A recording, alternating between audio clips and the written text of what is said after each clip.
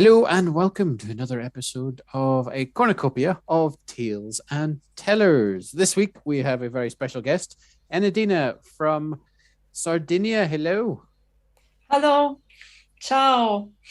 And Simona joins us from Monza. Hello. So, Enedina, can you tell me first a little bit about yourself? I was born in Sardinia and I did studies university outside Sardinia, and I came back to Sardinia for after the university, and I became aware that I didn't know the history of my island. So I wanted to know more, and my linguistics studies led me to discover the folklore and especially the tales told in Sardinian language. So was my track. I was led inside this world, but I was even in my childhood, I was in an environment very crowded of creatures, fairies, and a lot of legends. And so I rediscovered this word that I have forgotten in my adult life. And now I am a storyteller. I want to spread all these legends, all these tales around the world. That's my my story. And can you give us a little sort of highlight or introduction to Sardinian tales? Because everywhere around the world has something special. What does Sardinia have? Can you tell us? You know, I don't know if there are the same genres of tales. For example, we have Cinderella and other universal stories. But the very particular tales of Sardinia are the dark tales. Something like, for example, one tale that I love to tell is about the metamorphosis, creatures, half beasts and half human, for example. But I don't want to give the idea of a dark island, because we are joyful and we love to also the jokes and laughs, of course, no? So sometimes I like to tell also the dark stories. I love the way that I think it's a fun connection, especially I find when living in Sardinia, the connection between Irish and Sardinian are both of our tales and our folklore is really dark. Um, and it's just like you said, so Sardinia is what the brightest part of Europe, I think it is, and the sunniest part of Europe. So there's that juxtaposition of folklore very dark, but yet life is much brighter. Where there's, I suppose, the stereotype of Ireland, plus we have a lot of dark tales too. Yeah, I think it's really good. I think it's very interesting. How Simona, how is Monza for sort of dark local folklore? I must confess that I don't know much about the folklore of Monza in particular. Um, Usually, the stories I know told by Italian storytellers or from Italian folklore are usually not that dark. Maybe in Milan, there's a website, I think, that tells dark stories about Milan. So there are a lot of ghosts and things like that. I don't know about Monza in particular. And Enedina, is there dark characters in Sardinia, or would there be? So you talked about changelings and shapeshifters. Is there dark characters you would have similar to, for example, one of the main characters we have is actually the devil, or a lot of storytellers call him the boy downstairs. Would there be other dark characters you have as well? Yes, the devil, for example, we in the folklore we said that we must never mention the devil, and it has other names. No, we use other names, but never say the devil, because it's dangerous. And the funny thing it was that when I was a child, the creatures were just outside the door, not far away. For example, there were a lot of Maria Farranca. It was in the well. Or, for example, la mamma del sole. It was the creature of the sunny days of summer. You can't go away during the hours with the sun during the summers. La mamma del sole.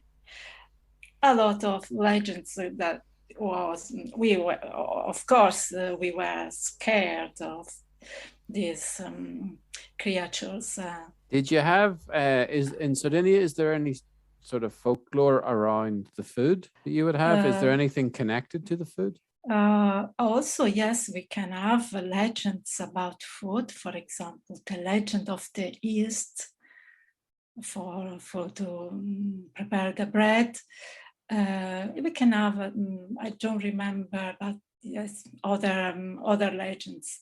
You know, the most of the legends are related to the landscape. If you walk in the landscape, you find a rock and you have a legend about it, or the shape of a hill and you have the legend. And in every village, you can find the fairy houses. That was one of my favorite bits going around the island of Sardinia was the fairy houses, and then you had white thorn bushes as well. There was white thorn bushes in the countryside. It was terrifying if you're Irish. Yes, the author, which is blossom now, and you know, fairies' houses are in caves which were carved during the Neolithic age. So they are very, very old, 5,000 years ago. I thought it was very cool when we were there, because wasn't it three eras of people. Yes. So we had the Neolithic, and then who was next? Was it Bronze Age after that? Bronze Age, and after the Middle Age, the Roman Age and Middle Age. No, and this cave, all these three ages are embedded, one above the other. You can piled above. You can read in the cave all these ages. It's quite amazing. It's like the time machine. It was the size of them too is really quite impressive, considering they're 4-ish thousand years old, something like that. It was really quite impressive. Yeah, I loved it. So, Enedina, one of the things I wanted to talk to you about as well is you have a book. Yes. Could you tell us a little bit about this? Yes, after many years of research and practice also with storytelling, I decided last year with lockdown, I had the time. So I wrote down all I learned in these pretty 20 years of research and practice. This is a piccolo manuale, which means a little handbook of storytelling, and it's very, very easy to read because it's written only to inspire other people. I hope that many people, especially in Sardinia, come back to tell stories in families, communities, schools, adult people, because storytelling is always we think that is dedicated to children. We know that it's not only for children, it's for adults, for health, to stay together in peace. So it has many, many resources, the storytelling, especially in these times we are living now. So it's a very little handbook in Italian. I didn't translate yet. Oh, so there's going to be an English version? I hope. I'm thinking about it. Nice. And can you tell us a little bit about the story you're going to tell tonight? Yes, about dark stories. No, it's a story that it's well known in Sardinia, because there are these legends about these creatures, half animal and half human. When I discovered this story, I was fascinated by the monstrous elements, by the metamorphosis.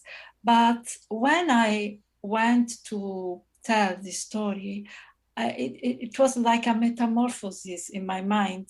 I discovered the other meaning, the meaning of friendship and of forgiveness. So I like to tell this story. Nice. And can you tell us about the instrument that will play alongside the story? Yes, it's a drum, which is played in a village, in particular in Sardinia, Gavoi, during the carnival. Nice. That's the sound you are going to listen with the story. Nice, thank you.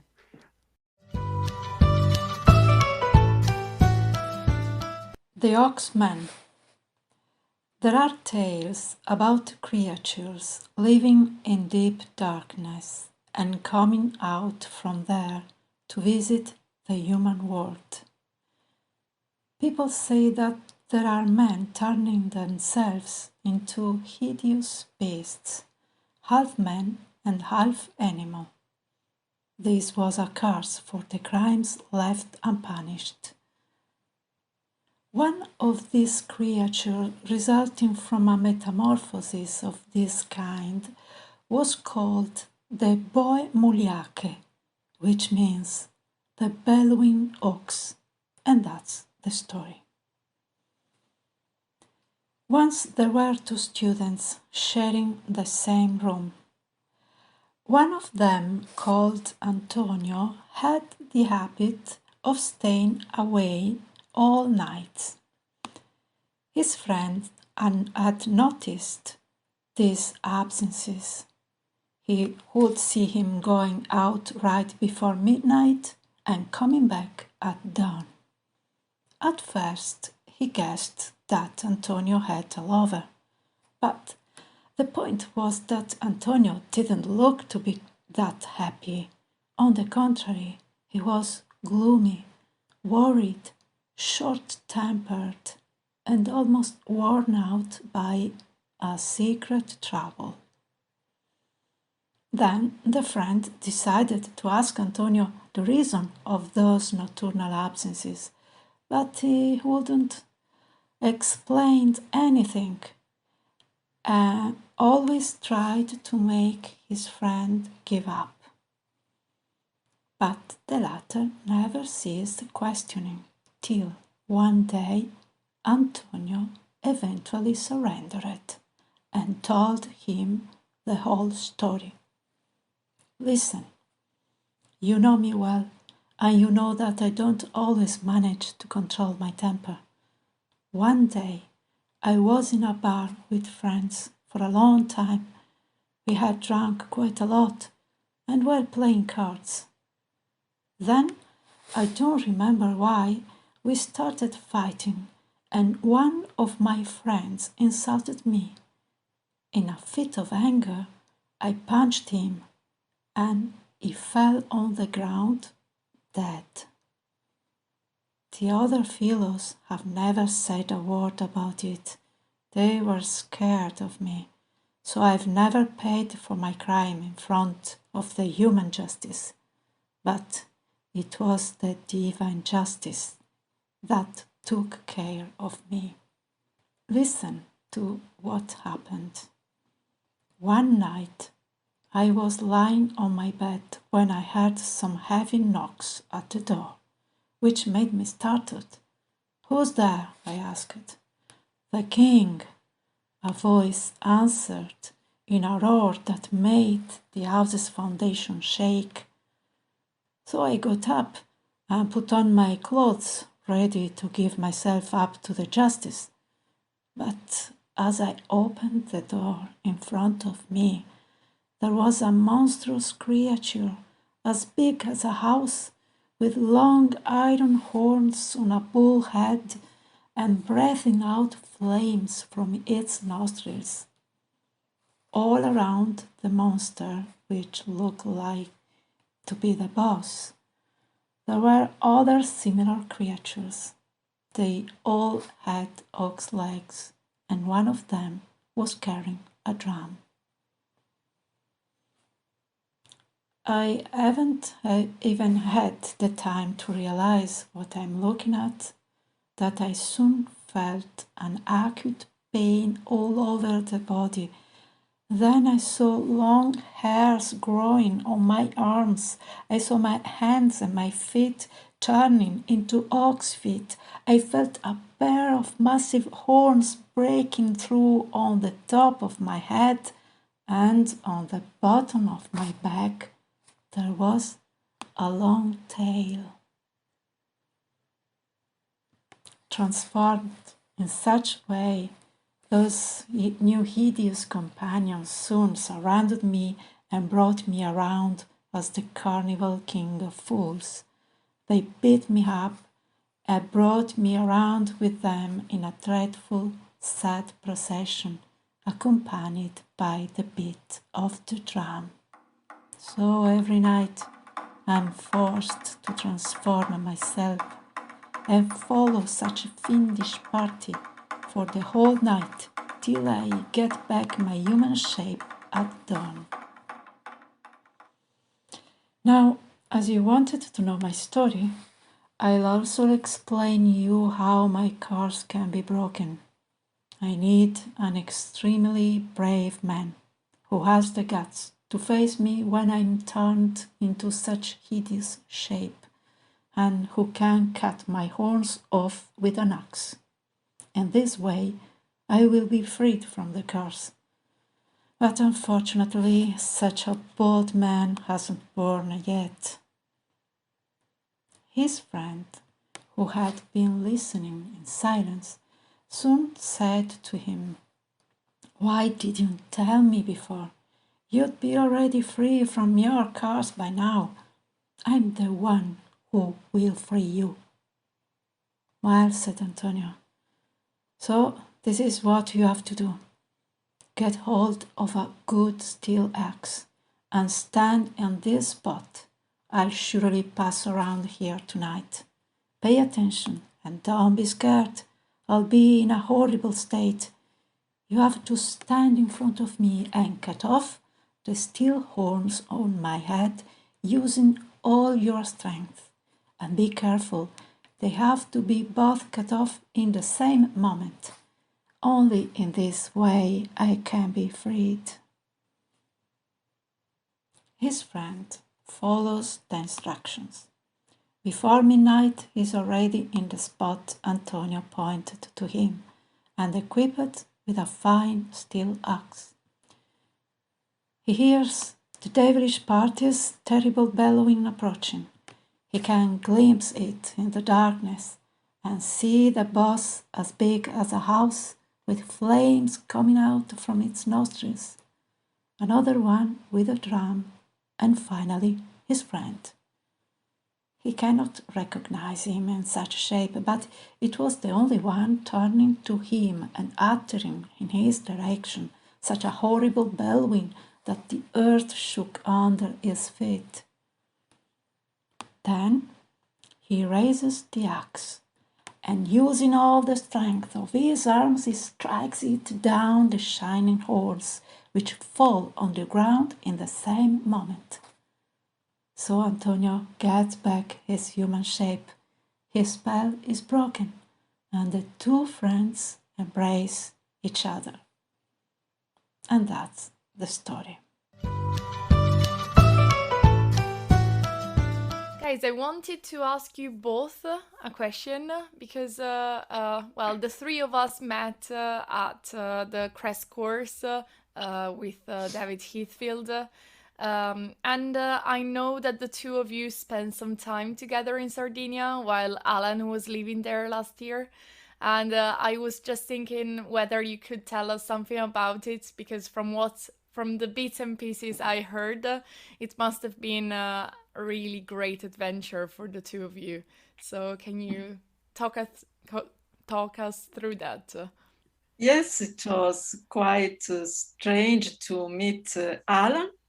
To meet first online with the meeting on Zoom with David Heathfield, and we discovered that we were so near. And so when the lockdown was finished and we could meet, I proposed Alan to make a tour and visit, in particular, a region that is my region, which is called in Sardinia Melogo. I translated it. It's the Middle Earth. You know, it's the Middle Earth in Sardinia. They mean so. It was really a meeting fantastic, amazing for me, because I showed it to Alan, the monument of my island, Nuraghe, the houses, the fairies' houses, and Alan told me the stories inside these monuments, told me the stories of his island. So it was perfect. It was really cool, because it was a lot of areas I think that a lot of tourists would never see in Sardinia. It was so cool being in, like, for example, the Nuraghe, where hundreds of thousands probably of people would have walked through, and lived there millennia ago, which I think, each of those people would have had stories themselves. And I think it really hits you when you're connecting with, people from a millennia ago, and especially when you're in caves that were dug out by humans. It's just such a fantastic way of connecting with, different eras. My highlight, and I know I've talked about this before, I think the greatest highlight of the entire trip was we were in the abandoned village, and we were sitting under two trees just having lunch, and it was such a fantastic, like, it must have been, I don't know, 2 hours maybe, but it just naturally happened that the both of us just started trading stories. Like, here's a 5-minute story. Oh, here's a 5-minute story that's the same. Oh, here's another 5. It was so, like, it was one of those things that could never be practiced, rehearsed, prepared for, or planned. It was just such a perfect, natural happenstance of stories that just came out. And I'm forever grateful to Enedina for that, because it was just a fantastic experience. And we got we got great weather, which I'm not used to. It was an exchange of two storytellers, but also the landscape participated to this exchange. It was really, everything was connected. There was such a mix of just cultures coming together. I loved it. I thought it was the highlight of my Sardinian year. It was fantastic. I loved it. So why don't repeat this experience with other storytellers we met in Crest course? Well, I had TEFL conferences in Belfast this year, so the Glens of Antrim is right here. The Glens of Antrim is a lot wetter than most people would like to think. But yeah, the trip around Sardinia was genuinely very special, because I keep talking about the lunch. Yeah, the food was amazing too, by the way. But it was just this exchange or trade of just naturally occurring stories. Because something would happen, like a butterfly would appear, or like 3 goats would walk past. Oh, here's a story I know about that, or here's a story of butterflies, or the Féileacán in Irish. It was just such a natural, delightful happenstance. Yeah. I'm very, very grateful for Enedina for showing me her island. It was a crack. Yeah. Brilliant crack. That's what it was. It was brilliant crack. Yeah. Yeah. That sounds fantastic. I'm glad I asked you this question, because I wanted to know more about this trip you two did together. Yes, we can see the recordings, video recordings, no, in your blog, Alan. Yeah, I can. Yeah, they're on YouTube. I can provide links for them as well. Yeah, because I told it was some of the first ever stories I learned. Actually, we told, because we had the hurling fairy stories, fairies meeting me on my way home, and then a very controversial story in Ireland of possibly the fairies dying. Who knows? But everybody knows the fairies don't die. The fairies are the Tuatha De Danann. So there we go. Yeah. So, Enedina, I also know, because I took part in them, that you're leading workshops for Italian storytellers or people that are just interested in stories. And how is this experience for you? Is it a new experience? Is it something you had done before? Yes, I decided to do workshops in Italian with always online. After the experience with David Hetfield with Crest Course, I discovered I was not confident in this means. On the contrary, I discovered that it was very effective. And so I decided to propose with my book, presenting my book to some people, and I had too many people, so I split into 2 workshops, and it was a really amazing experience. I cannot hope in a better experience. It was deep. I felt deep exchanges.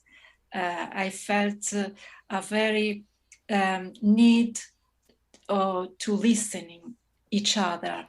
So it was, and I'm grateful that I met you again, Simona. After the meeting in English with David, I discovered the Italian storyteller you are, because I didn't know. Beginner one. Now you are very precious. I don't know. You have your own style. If even if you are beginning, no, but you have your own style. That's important. So thank you very much for listening to this week's episode of A Cornucopia of Tales and Tellers. Thank you very much, Simona. Thank you. And a massive thank you to Enedina. Thank you very much for sharing your story and your tales. Thank you. Thank you, Alan. Thank you, Simona.